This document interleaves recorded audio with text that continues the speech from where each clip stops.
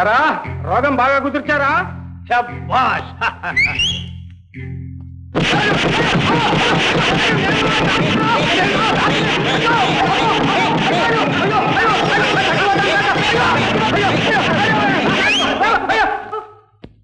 కాళ్ళు కాళ్ళు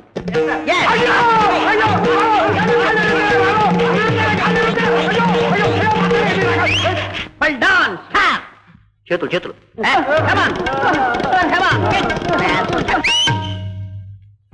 ఇటు లాక్కొచ్చి పడేయాలి ఇప్పుడు. జాగ్రత్త జాగ్రత్త. అమ్మా మెల్లగా. ఏరా మేనేజరు, మమ్మల్ని కొట్టించడానికి రౌడీలు పంపిస్తావా? నాకేం తెలియదు sir. Excuse me sir, madam mamba గారు చెప్పారు, నేను మనుషులను పంపించాను. మేడమా?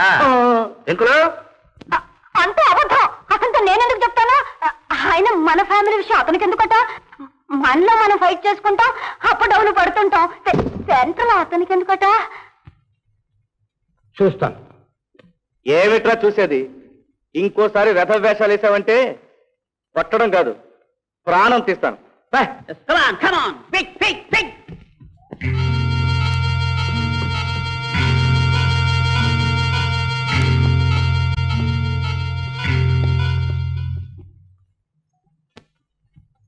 ఏమే వెంకులు?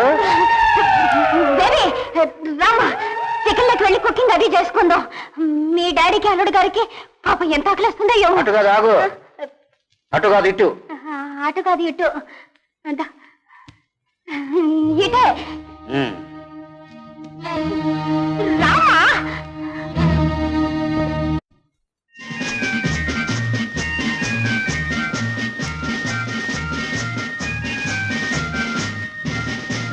ఏంటది? ముత్యాల బాబా బండి కోసం అండి. సరే అక్కడ పెట్టండి. వెంకులు, వస్తున్నాను కదండి. ఏమిటట? అల్లుడికి బండి మీద కావాల్సిన సరుకులన్నీ వచ్చాయి. మరమరాలు, శనగపప్పు.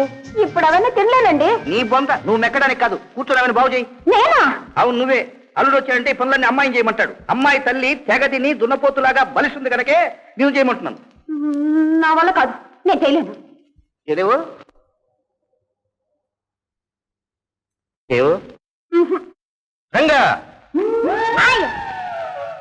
మరమరంపుల వ్రతగత చెప్పుము నాయన. ఓం తత్స. ఒకనొక కాలంబన వంగదేశమున విష్ణుగుప్తుడని ప్రోత్తముడు ఉండెను. అతని అర్ధాంగి చెందిక పరమగయ్యాళి. ఆ బ్రాహ్మణులకు ఉదయమునే మరమరంపులు తినేది అలవాటు ఉండెను. మరమరంపులను బాగు చేయుటకు నిరాకరించి ముండికెత్తిన చెందికను తన కమండలముతో మండలము రోజులు బండను బాదినట్లు బాది ఖండ ఖండములు చేసి మొండెమును వడది.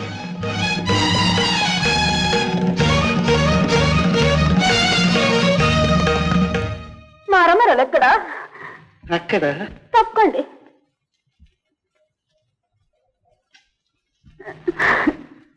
కూర్చో. డబ్బాడు బాగు చేస్తే చాలా. మొత్తం అన్ని బాగు చేయి. రంగా మంత్రదండలాగా ఈ చేను పట్టుకున్నాడు. కూర్చో.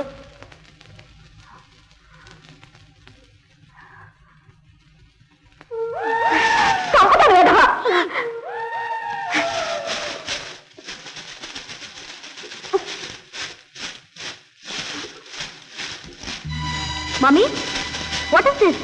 నువ్వే పని చేస్తున్నావేమిటి? నా కర్మ. ఏం చేయమంటావు?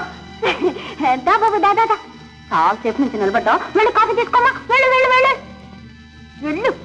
ప్రాణానికి దాపరించాడు వ్యాధ. అసలు అల్లుడు ఈ పనంతా నీ చేత చేయించడానికి తీసుకొచ్చాడు బేబీ. నీ డాడీ నాకు అప్పచెప్పాడు. రాను రాను వీళ్ళిద్దరూ హద్దు మీరిపోతున్నారు. అసలు మీ ఆయనకు అదేం పోయే కాలం? ఒక 2 రూపీస్ పడేస్తే వర్కర్స్ అంతా ఈ పని చేసి పెట్టరు. నీ చేత నా చేత ఈ పనులంతా చేయించాలా? మేనలెస్ ఫెలో. పైనున్నాడా? ఎందుకుంటాడు? కోట్ల పాగా వేశాడు కదా, హ్యాపీగా షికారం తిరుగుతుంటాడు.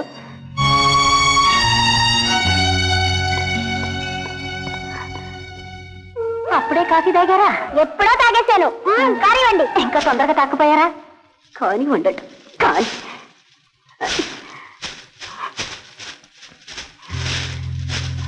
మాంబా గారు, మిస్సెస్ మాంబా గారు. మళ్ళీ నువ్వు ఎందుకు వచ్చావయ్యా? మేమిద్దరం ఏదో ఫైటింగ్ చేసుకుంటుంటాం, అప్పుడు డౌన్ పడుతుంటాం. సెంటర్ దగ్గర నిన్ను రావద్దన్నానా? అప్పు డౌను పడుతుంటారే, అంతా డౌనే. చెప్పండి, విషయం చెప్పండి. అమ్మా, మీరు సంతకాలు చేసిన ఈ కాగితాల ప్రకారం ఈ ఇల్లు మీ యావదాస్తి దాసు గారికే చెందుతుంది. ఏమిటాయను అనేది?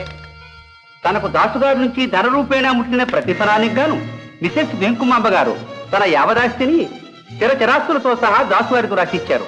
ఇవిగో సదరు కాగితాలు. కొరి నీ హౌస్ తగలడిపోను. నేను నీకు ఆస్తి రాసిస్తానా? దరిద్రపు వేదమా. వాదనలు అనవసరం. నా దగ్గర పకడ్బందీగా రాయించుకున్న కాగితాలు ఉన్నాయి. ప్రపంచంలో ఏ కోర్టు ఈ ఆస్తి నాది కాదని లేదు. 24 గంటల్లో మీరు ఇల్లు ఖాళీ చేసి వెళ్ళకపోతే నేను కోర్టుకు వెళ్తాను, వాళ్ళు వచ్చి వెళ్ళగొడతారు. మర్యాదగా మీ అంతటా మీరే వెళ్తారు, మెడబట్టి గెంటించుకుని మరీ వెళ్తారు. మీ ఇష్టం. రండి లాయర్ గారు. అయ్యో అయ్యో అయ్యో అయ్యో వీళ్ళు అన్యాయం తగలడా? ఏమండి, నేను వీడి కాస్త రాసిచ్చాను. వీడి ముఖం మండ ఏమిటండి ఇది? ఇప్పుడే కట్టుకున్న మూడు ఊళ్ళో ఉన్నా డబ్బుల కోసం పనిచేసే మేనేజర్ నమ్ముకున్నావు అనుభవం. అది కాదండి, ఆ షేర్లని ట్యాక్స్లని నా బొందని ఏవేవో కళ్ళబుల్లి కబుర్లు చెప్పి నా చేత సిగ్నేచర్ కూడా రాయించుకున్నాడండి పీనుగా. కానీ ఇంత నమ్మక ద్రోహం చేస్తాడు అనుకోలేదండి బాబు. దొడ్లోకి లేడు, ఇంట్లో వేస్తే నీ మూడు వచ్చాడు అనుకుంటారు.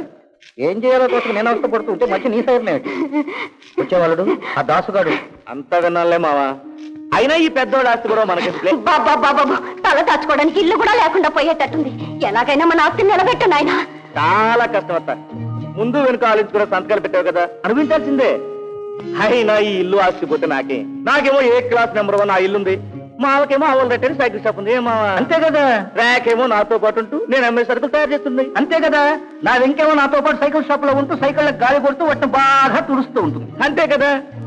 కానీ మావా, ఈ ఆస్తిని కాపాడే మార్గం ఒకటి ఉంది. అయినా మనకెందుకులే. అంతే కదా. అంతే కదా కాదండి, ఇది మన తాతల నాటి ఆస్తి. ఇది పోవటానికి వీల్లేదు. బాబు దీన్ని కాపాడే ఉపాయం ఏదో చెప్పల్లుడు. అల్లుడు? ఎన్నాళ్ళకి నన్ను అల్లుడు అని పిలిచావత్తా? అల్లుణ్ణి అల్లుడు అని పిలవటానికి ఏముంది నాయనా? ఏదో బుద్ధి కట్టి దీన్ని పొరపాటు చేశాను గాని ఎలాగైనా నన్ను కాపాడల్లుడు.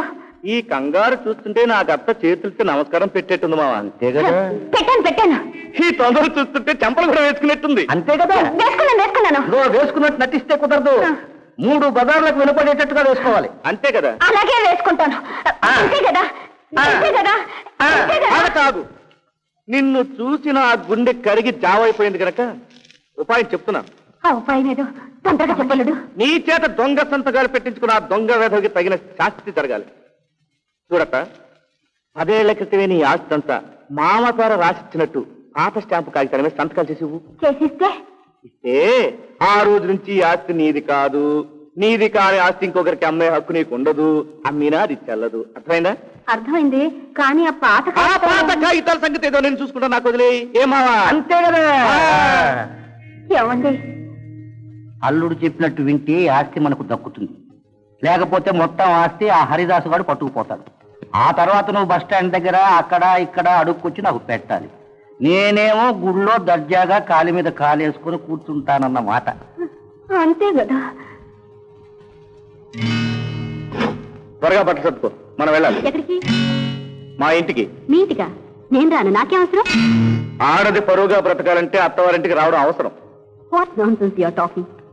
ఓ బీదవాడికి నీడ కల్పించి అందమైన బ్రతుకునిచ్చానని నలుగురు చెప్పుకోవాలని నేను పెళ్లి చేసుకున్నాను. కానీ అందరు ఆడవాళ్ళ అత్తవారింటికి వచ్చి మొగుడు కాళ్ళ కింద చెప్పులా పడి ఉండడానికి కాదు. నువ్వు నాతో వచ్చి తీరాలి. నెవర్. నా మీద ఎవరి అధికారాన్ని సహించలేను. ఇంత పెద్ద ఇల్లు ఆస్తిని వదిలిపెట్టి నీతో పాటు అగ్గిపెట్టి లాంటి ఆ మురి కొంపలో వచ్చి పడి ఉండడానికి ఐఎమ్ నాట్ అ ఫూల్. చూడు, నీ మెళ్ళలో తాళి కట్టినందుకో మీ నాన్నంటే నాకున్న అభిమానం వల్లనో నువ్వెంత పెచ్చిమీరిపోతున్నా నన్ను నేను గ్రహించుకుంటున్నాను. ఇల్లరికి పటల్లుళ్ళ నన్ను నేను చంపుకుని ఇంట్లో ఉంటానని మాత్రం అనుకోకు. మా ఇంటికి వెళ్తున్నాను. కానీ మీ నాన్నలా పిరిగితనంతో మీకు భయపడి పారిపోవటం లేదు. 1 వారం రోజులు గడువిస్తున్నాను. ఈ లోపున నువ్వు మనస్సు మార్చుకుని నా భార్యగా నా ఇంటికి వచ్చావా? సరే సరే. లేదా శాంతాలతో నా బండి కట్టి ఇచ్చుకుపోతాను. ఆ రోజు దేవుడు ఎదిగి వచ్చినా నన్ను ఆపలేడు. జాగ్రత్త.